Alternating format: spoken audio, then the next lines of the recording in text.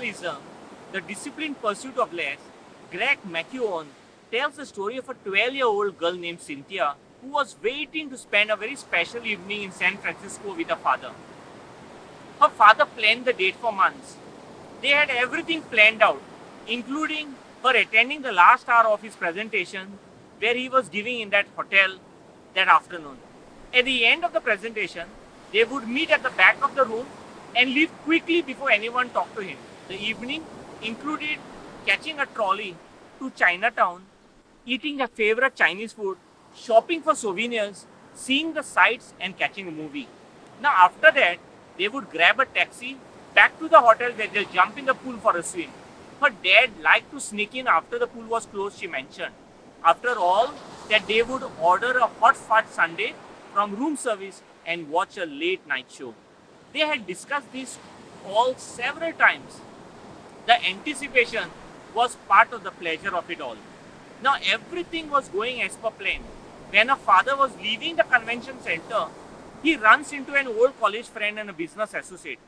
They hadn't seen each other for years. They embraced, and his friend said, "I am so glad you are doing some work with our company now."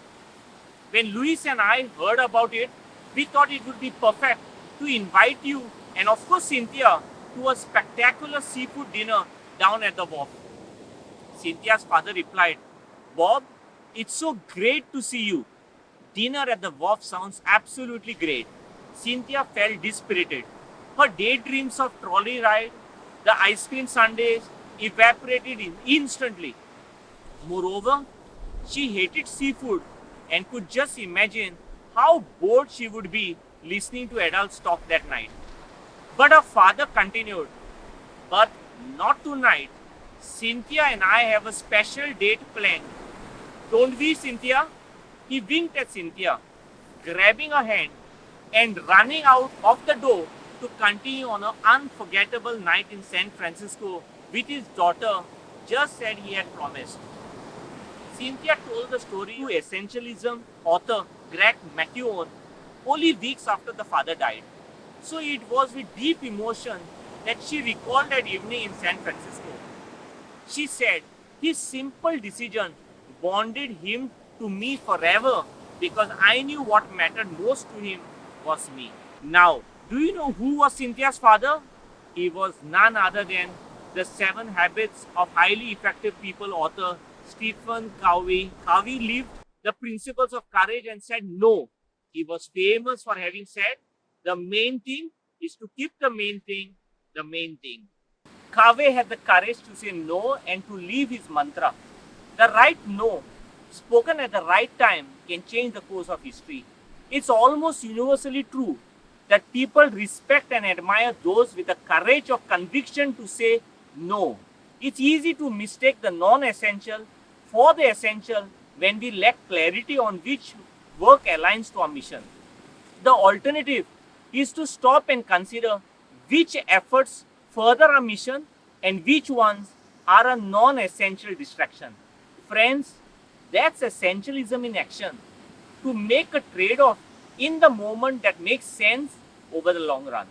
Only once you give yourself permission to stop trying to do it all, to stop saying yes to everyone, can you make your highest contribution towards the things that really matter.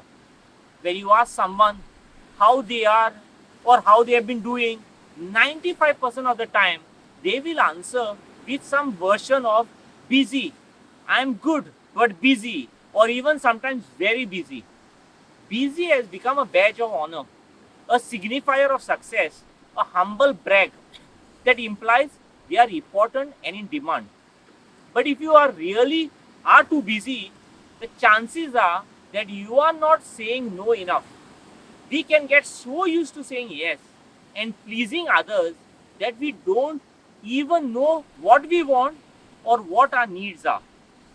But if your life is so tightly packed with other people's requests that you don't have the time for what really matters to you, or worse, your mental health is at risk, it's time to make a change.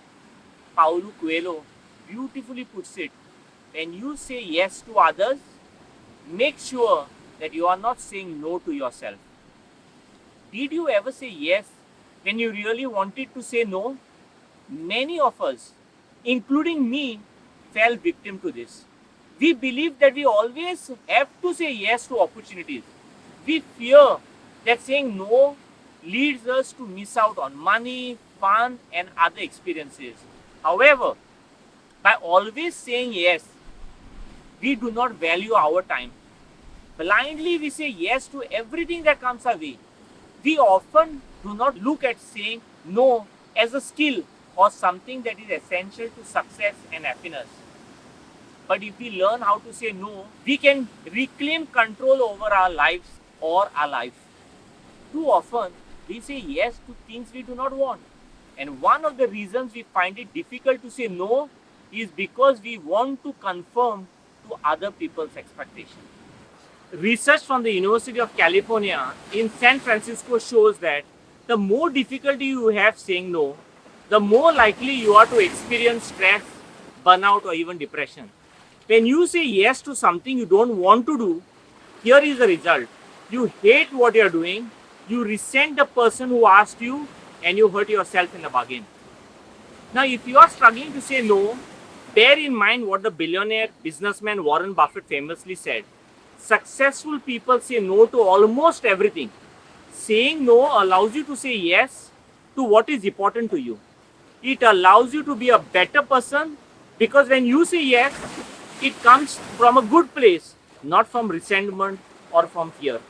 It creates space for what matters most to you rather than drowning yourself in busyness like the most of us are. Now, some of the ways to assertively say no that could make you more productive and happier in life are: first, know your priorities. If you know what is important to you, it's a lot easier to know how to allocate your time. Second, know your worth. There's a large difference between having time and something being worth your time. We all have the same amount of time each day. When someone asks you to do something, it means it will take away your time from something else. As you evaluate saying yes or no to a request, really think about how much of your time is worth and how much you are worth. Third, be assertive and courteous. You might say, I'm sorry, I can't right now, but will let you know when or if I can. This approach is polite and puts you in a position of power by changing the dynamics. You are taking charge, telling people you'll let them know when and if you can. Fourth, make your decision final. Harvard psychologist Dan Gilbert has famously shown that when we change our mind, we tend to be a lot less happy with our decision. So, once we decline an invitation, we need to make an effort to focus on the good that will come from saying no, not the regret or the guilt that we might feel a little later. Perhaps we will be better rested because we didn't go to a party, or we'll feel less resentful because we let someone else help out. Maybe saying no to one thing frees up time for another or a better joyful activity. Friends, to say yes to the right things and not to be overwhelmed, overworked, and generally stressed out, you have to say no to a lot of other things. The payoff can be twofold, since delivering a respectful, decisive no can paradoxically strengthen your relationship with the person on the receiving end. Just consider what happened when Galbraith, the economist, woke up from his sleep and returned President Johnson's call. The noted Canadian-born American economist John Kenneth Galbraith, also known as Ken Galbraith, in his autobiography, A Life in Our Times, wrote of a time in the year 1965 when he was very tired after a rough schedule. He asked his housekeeper, Emily Wilson, who had worked for him for 40 years, to hold off any telephone calls while he took a nap. Shortly afterwards, the president called from the White House and he said, Lyndon Johnson here. Get me Ken Galbraith. I want to talk to him. He's resting, Mr. President, said Emily Wilson. Well, wake him up. I need to talk to him. No, I'm sorry, I can't, said the housekeeper. I work for him, not for you, Mr. President. When Galbraith woke up, he was mortified that the president had been kept waiting. He immediately called to apologize. But Johnson, the president, could barely contain his pleasure. He said, "Tell that woman I want her here in the White House to work for me." Friends, learning how to say no is a great favor you can do to yourself. You will reduce your work overload and your level of stress.